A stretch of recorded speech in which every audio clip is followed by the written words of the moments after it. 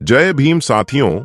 संसद में डॉक्टर अंबेडकर ने कहा था कि मैं यहां पर संविधान की अच्छाइयां गिनाने नहीं आया हूं, क्योंकि मुझे लगता है कि संविधान कितना भी अच्छा क्यों ना हो, वह अंततः बुरा साबित होगा अगर उसे इस्तेमाल में लाने वाले लोग बुरे होंगे, और संविधान कितना भी बुरा क्यों ना हो, वह अंततः अच्छा साबित होगा अगर उसे इस्तेमाल में लाने वाले लोग अच्छे होंगे।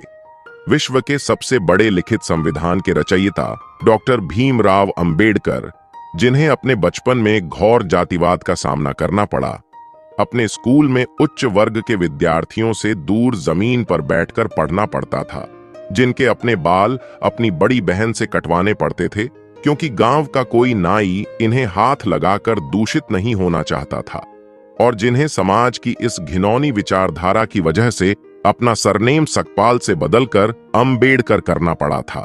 फिर भी वो इतनी शिक्षा प्राप्त कर चुके थे कि उन्हें भारत का सबसे ज्यादा पढ़ा लिखा व्यक्ति माने जाने लगा। कैसे उन्होंने अपने लोगों के हक के लिए दशकों तक आवाज उठाई, क्यों बाबा साहेब अपनी सेहत पर ध्यान न देकर भारत के महान संविधान की रचना कर रहे थे, और आखिर में तो वह अपना धर्म ही बदल बैठे और बौद्ध धर्म अपनाया, और इस धर्म को अपनाते वक्त उन्होंने कौन सी 22 प्रतिज्ञाएं ली थीं जिन पर काफी विवाद हुआ था। आज जानेंगे बाबा साहब भीमराव अंबेडकर के जीवन से जुड़ी ऐसी कुछ अनसुनी अनकही 50 बातें। लेकिन उसके पहले नए दर्शक जल्दी से चैनल को सब्सक्राइब कर दीजिए। 14 अप्रैल 1891 के दिन मध्य प्रदेश के महू जिले में रहने वाले रामजी मालोजी सकपाल और भीमाबाई के घर एक बेटे का जन्म होता है। और मैं आपको बता दूं, डॉक्टर अंबेडकर 14वीं और आखिरी संतान थे। मां भीमाबाई अपने बेटे का नाम भीमराव रखती हैं।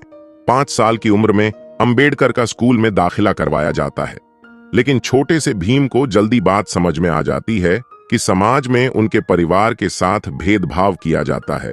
स्कूल में उन्हें स्टूडेंट्स के डेस्क से दूर कोने में जमीन पर बिठाया जाता था। लंच ब्रेक में उन्हें उस बर्तन से पानी नहीं पीने दिया जाता था जिससे बाकी बच्चे पानी पीते थे। उनके बचपन से जुड़ा एक आंखों में आंसू ला देने वाला किस्सा यह है कि एक बार भीमराव और उनके बड़े भाई को गर्मियों की छुट्टियां मनाने के लिए कोरेगांव जाना था, जहां उनके पिता नौकरी करते थे। दोनों भाई ट्रेन में बैठकर गोरेगांव पहुंच जाते हैं, लेकिन काफी देर इंतजार करने के बावजूद उनके पिता रामजी सकपाल उन्हें लेने के लिए स्टेशन नहीं पहुंचते, क्योंकि उन्हें पता नहीं होता कि बच्चे कौन सी ट्रेन से आने वाले हैं। भीमराव और उनके भाई ने साफ सुथरे कपड़े पहन रखे थे और उनके चेहरे पर मासूमियत झलक रही थी, जो देख स्टेशन मास्टर इनके पास आकर पूछता है, तुम कौन हो और कहां जा रहे हो? तभी भीमराव बिना कुछ सोचे समझे यह बता देते हैं कि वह महार जाति के दलित हैं। यह सुनकर स्टेशन मास्टर के चेहरे के भाव बदल जाते हैं और वह इन्हें बिना कुछ कहे वहां से चला जाता है। कुछ देर बाद दोनों भाई अपने पिता तक पहुंचने के लिए एक बैलगाड़ी किराए पर लेने की सोचते हैं, लेकिन बैलगाड़ी चालकों तक की भी बात पहुंच चुकी थी कि ये लोग अछूत और अस्पर्श वर्ग के हैं और वह इनसे बात भी नहीं करना चाहते थे। काफी ठोकरे खाने के बाद एक बैलगाड़ी वाला इन्हें सवारी देने के लिए मान गया, लेकिन उसने इनसे 2 गुना किराया मांगा और कहा, बैलगाड़ी तुम्हें खुद ही चलानी होगी। और वह बैलगाड़ी से पैदल चलने लगा, क्योंकि उन्हें इनसे दूषित होने का डर था। यह घटना भीम के दिमाग पर काफी गहरा प्रभाव डालती है, जिसके बाद उनका ध्यान हर उस घटना पर जाने लगता है जिसमें उन्हें लोगों ने अलग और अछूत महसूस करवाया था। इसी तरह गांव का कोई नाई इनके बाल भी नहीं काटता था, बल्कि इन्हें घर ही अपनी दादी से बाल या दीदी से बाल कटवाने पड़ते थे। इन्हें गांव के मुख्य कुएं से पानी खींचने पर मनाही थी और कोई बड़ा वर्ग इन्हें अपने घर में प्रवेश तक नहीं करने देता था। इसी तरह बचपन से ही भीम को जातिवाद का अनुभव हुआ और वह हमेशा इसे बदलने के बारे में सोचने लगे, लेकिन इस भेदभाव के बावजूद उन्होंने अपनी पढ़ाई लिखाई से ध्यान नहीं हटाया। भीमराव के कर्म इतने अच्छे थे कि स्कूल में कृष्णजी केशव अंबेडकर नाम के टीचर थे, जो ऊंची जाति के होने के बावजूद भीमराव को पसंद करते थे, और उन्होंने ही भीमराव सकपाल को अपनी सरनेम देकर भीमराव अंबेडकर बनाया था, ताकि उच्च शिक्षा के दौरान उनके साथ भेदभाव ना हो। साथ ही पिता रामजी मालोजी सकपाल बेटे भीमराव को अच्छी शिक्षा दिलवाने के लिए मुंबई ले आए। अब यह शहर तो बहुत ही आधुनिक था, लेकिन यहां भी दलितों के प्रति लोगों की सोच उतनी ही छोटी थी। इसीलिए जब भी भीमराव अंबेडकर की असली पहचान सामने आती, उन्हें जातिवाद का सामना करना पड़ता था। खैर, पढ़ाई में ध्यान देते हुए उन्होंने 17 साल की उम्र में मैट्रिक की परीक्षा पास कर ली। अपने समुदाय में मैट्रिक पास करने वाले वो पहले इंसान थे। इसी साल भीमराव की शादी रामाबाई से करवा दी गई।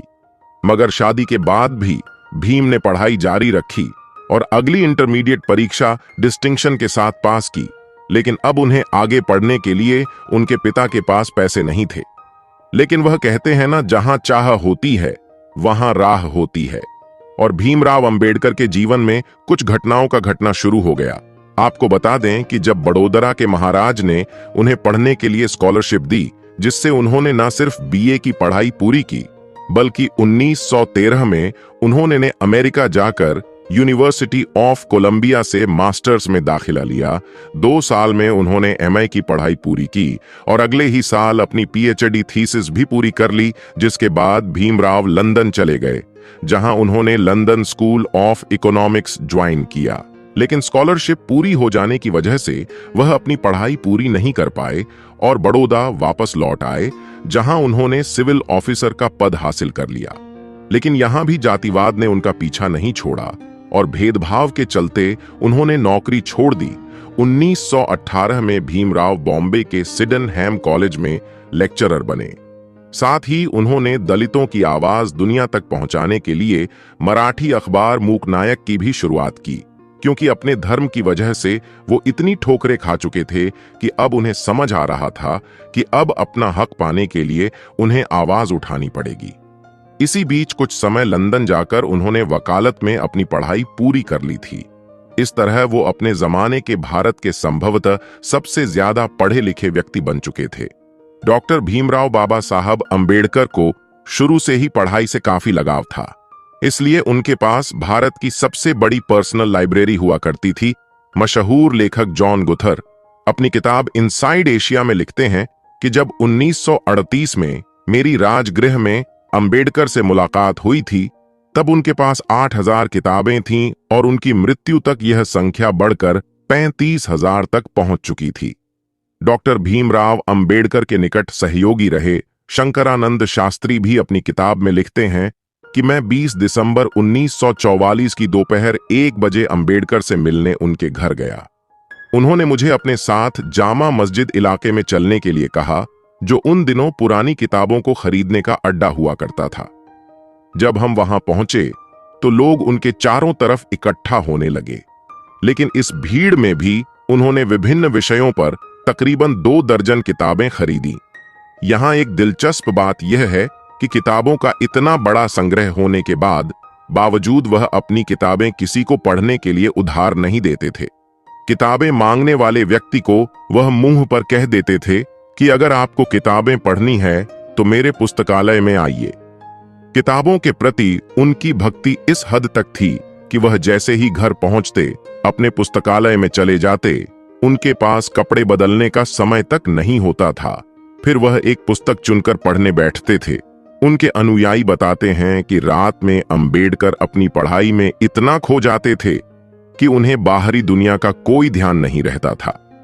अंबेडकर जी अपने स्टूडेंट्स से कहते थे कि तुम्हारे पैरों में जूते भले ना हो, लेकिन तुम्हारे हाथों में किताब अवश्य होनी चाहिए। खैर, बाबा साहब अंबेडकर की लाइफ जर्नी पर वापस आए तो वर्ष 1924 में उन्होंने बहिष्कृत हिताकरणी सभा के नाम से एक एसोसिएशन की शुरुआत की, जिसका काम दलित विद्यार्थियों के लिए हॉस्टल स्कूल और मुफ्त लाइब्रेरी स्थापित करना था। साथ ही वह कई सभाओं में हिस्सा लेकर दलितों की समानता को लेकर सवाल उठाने लगे। फिर चाहे 1927 का महार सत्याग्रह हो, गोलमेज सम्मेलन हो या फिर संविधान सभा में दलित अधिकारियों के लिए आवाज उठाना, इस बीच उन्होंने यह बात नोटिस करी कि महार जाति जिस हिंदू धर्म को मानती है, उसी धर्म की बाकी जातियां उनके साथ अछूत व्यवहार करती हैं। इसलिए उन्होंने 13 अक्टूबर 1935 के दिन नासिक में आयोजित एक सभा में उन्होंने यह घोषणा की कि वह हिंदू धर्म छोड़ने का फैसला ले चुके हैं। पहले तो महार जाति के कुछ लोगों को झिझक हुई, लेकिन 1936 में बाबा साहब ने महार सम्मेलन में मुक्तिकोण थे यानी मुक्ति क्या है नासिक में भाषण दिया, जिसमें उन्होंने तर्क के साथ समझाया कि दलितों को अपना धर्म परिवर्तन क्यों करना चाहिए। लेकिन अगले 20 साल तक वह यह तय नहीं कर पाए कि उन्हें कौन सा धर्म अपनाना चाहिए। शुरुआत में बाबा साहब का झुकाव इस्लाम धर्म की ओर था, फिर उन्हें आर्य समाज और सिख धर्म अपनाने का भी सुझाव दिया गया, जिसके बाद उन्होंने ईसाई धर्म के इतिहास को समझने की कोशिश की और दुनिया के कई धर्म तलाशे, लेकिन फिर 1955 में उन्होंने बौद्ध धर्म अपनाने का फैसला लिया। लेकिन उन्होंने बौद्ध धर्म ही क्यों चुना, तो इस सवाल का जवाब उन्होंने खुद अपने article Buddha and the future of his religion में दिया है, जिसमें उन्होंने लिखा है कि हिंदू, ईसाई, इस्लाम और बुद्ध धर्म की गहरी तुलना करने के बाद कहा कि बुद्ध किसी ईश्वर के पुत्र, पैगंबर या खुद ईश्वर नहीं बल्कि एक इंसान होने का दावा करते हैं। उन्होंने एक इंसान के रूप में ही अपने धर्म का प्रचार प्रसार किया। साथ ही गौतम बुद्ध ने कभी भी चमत्कार या अलौकिक शक्ति का दावा नहीं किया और इससे काफी ज्यादा वह प्रभावित हुए।